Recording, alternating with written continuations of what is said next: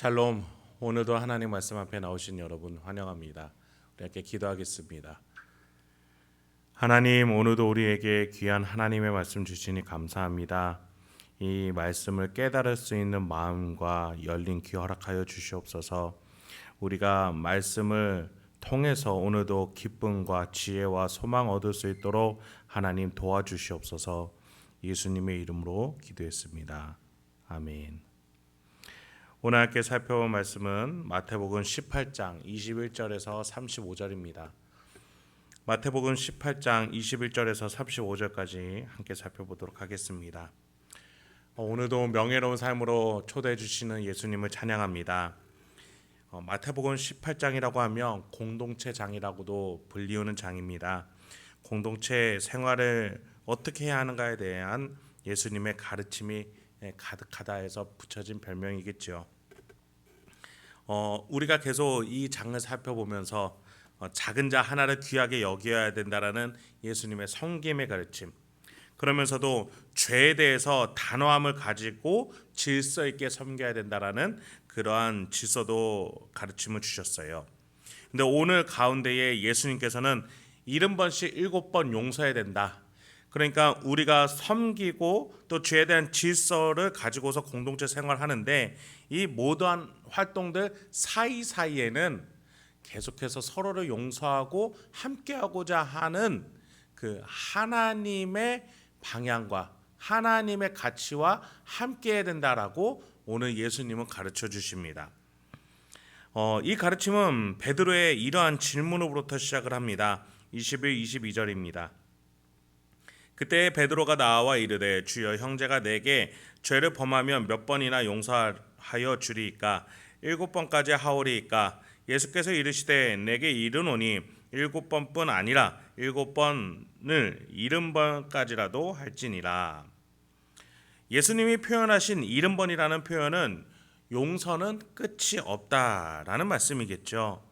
우리가 어떤 한 지체와 함께 살아감에 있어서 그의 잘못과 죄를 받아들이고 함께 끌어안는 것이 예수님의 뜻일 겁니다. 물론 계속해서 그 한 지체가 죄를 범한다면, 잘못을 한다면 그것에 대해서 권면하는 단호함이 필요합니다. 그것을 묵과해서는 안 되겠죠. 그 죄가 한 인격을 망칠 수도 있고 두세 사람이 증인으로 바라보면서 비성격적 사고, 그러니까 비성경적 사고 방식이라는 판단을 가지고 권면할 수도 있습니다. 그리고 더 나아가 공동체를 해치는 것일 수 있기 때문에 그 죄와 잘못에 대해서는 단호한 가르침과 권면이 필요하겠죠. 그런데 예수님은 이런 절차를 정죄를 위한 것이 아니라 용서하고 함께하기 위해서 하는 것이다 라는 가르침을 주시는 겁니다. 그래서 예수님은 70번씩 7번이다 라는 표현을 하신 것이죠. 예수님은 이러한 용서의 태도에 대해서 한 비유를 통해서 더 명확하게 말씀하고자 하십니다. 23절, 24절입니다. 그러므로 천국은 그 종들과 결산하려 하던 어떤 임금과 같으니, 이렇게 시작을 합니다.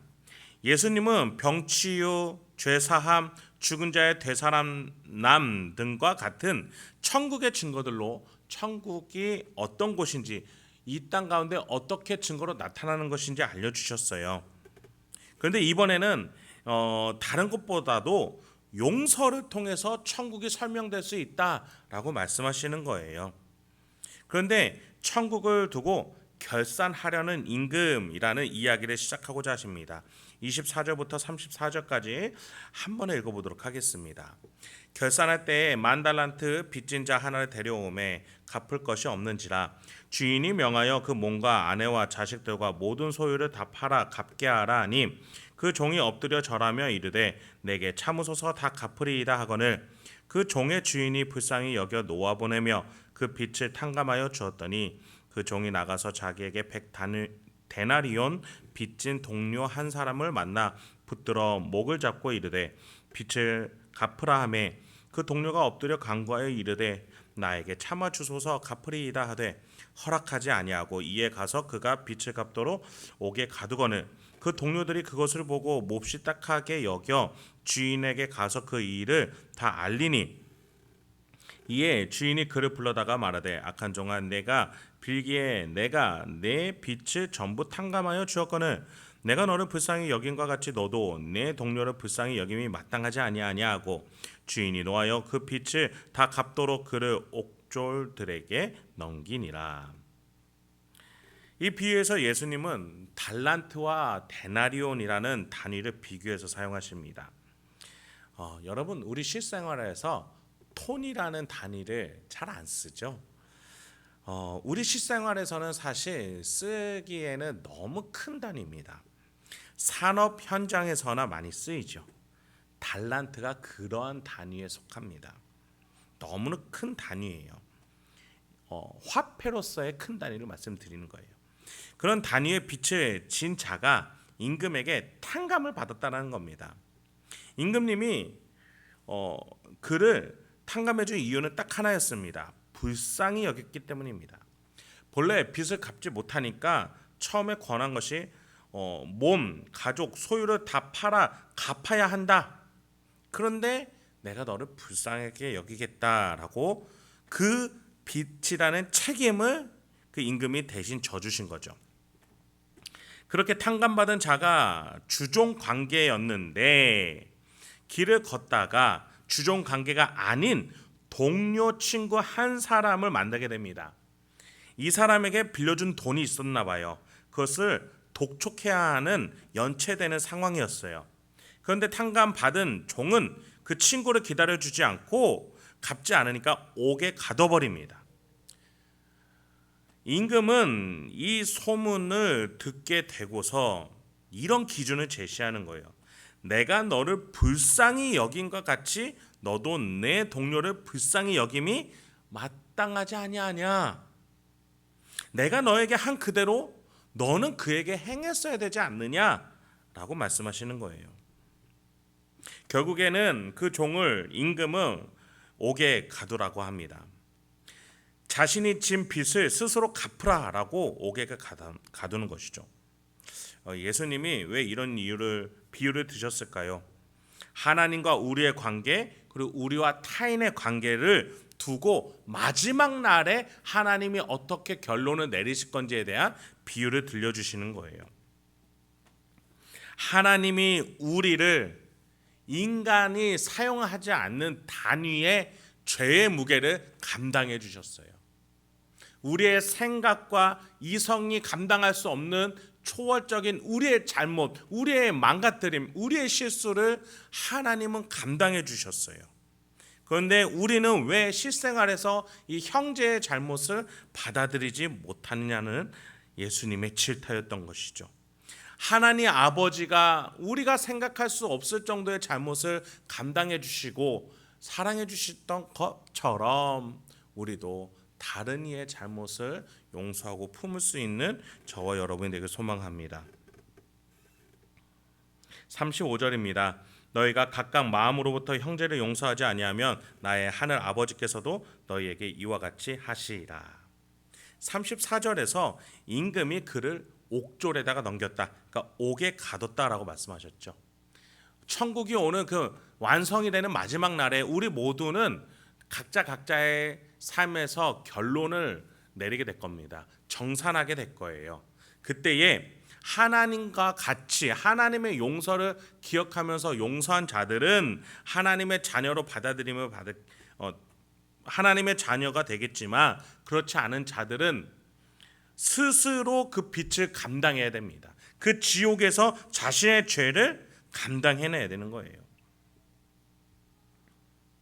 마지막 날에 그래서 하늘 아버지께서 우리에게 어떻게 행하실지는 우리가 타인에게 어떻게 행동하느냐에 달려있다는 사실을 오늘 가르쳐 주시는 겁니다. 그런데 35절에서 예수님이 분명하게 말씀하셨어요. 마음으로부터 형제를 용서하지 아니하면 빚을 갚는 것은 화폐의 순환으로 끝나겠지만 지금 예수님이 말씀하신 것은 마음의 빛, 영혼의 빛은 결코 그렇게 단순하지 않다라는 거예요. 우리가 하나님의 사랑을 기억하고 겸손하게 하나님 아버지를 받아들여서 다른 이를 사랑해야만, 다른 이를 용서해야만 우리가 이 빛을, 하나님께 받은 이 빛의 탕감을 다른 이에게 흘릴 수 있다는 겁니다. 그렇습니다. 여러분, 우리는 우리의 힘으로 다른 이를 용서할 수 없습니다. 우리의 힘으로 우리는 다른 이의 잘못을 스스로 품어낼 수 없어요. 그래서 오늘 하나님께, 하나님, 내 힘이 아니라 하나님의 사랑을 깨닫게 해주시옵소서. 내 인내가 아니라 하나님이 나를 얼마나 인내해 오셨는지를 깨달을 수 있도록 주여, 내가 그것을 알게 해주시옵소서. 그 시간이 먼저 필요한 겁니다.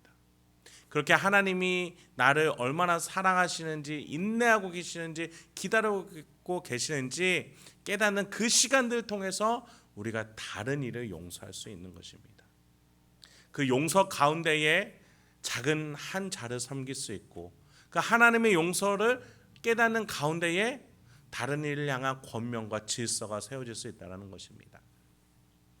오늘도 하나님이 우리를 얼마나 사랑하시는지, 우리를 얼마나 명예롭게 하고자 하시는지 하나하나 깨달아 나가시면서 그렇게 오늘 하루도 다른 일을 용서할 수 있는 명예로운 삶으로 나가시는 저와 여러분이 되길 소망합니다. 함께 기도하도록 하겠습니다. 하나님, 오늘도 우리에게 귀한 하나님의 말씀 주시니 감사합니다. 하나님, 우리에게 놀라운 이 말씀을 통해서 다시 한번 우리가 제대로 된 영적 시야를 가질 수 있게 해주시며 감사드립니다. 삶의 방향을 올바로 잡을 수 있게 해주시며 감사드립니다. 오늘 이 말씀을 통해서 하나님이 하신 것과 같이 하나님을 따라서 하나님을 닮아가면서 다른 일을 용서할 줄 아는 우리가 되게 해주시옵소서. 하나님 때문에 용서하는 우리가 되게 해주시옵소서. 내 힘과 능력, 노력이 아니라 하나님의 그 놀라운 사랑으로 살아간 사랑으로 용서하며 살아갈 수 있는 우리가 되게 하여 주시옵소서. 예수님의 이름으로 기도했습니다. 아멘.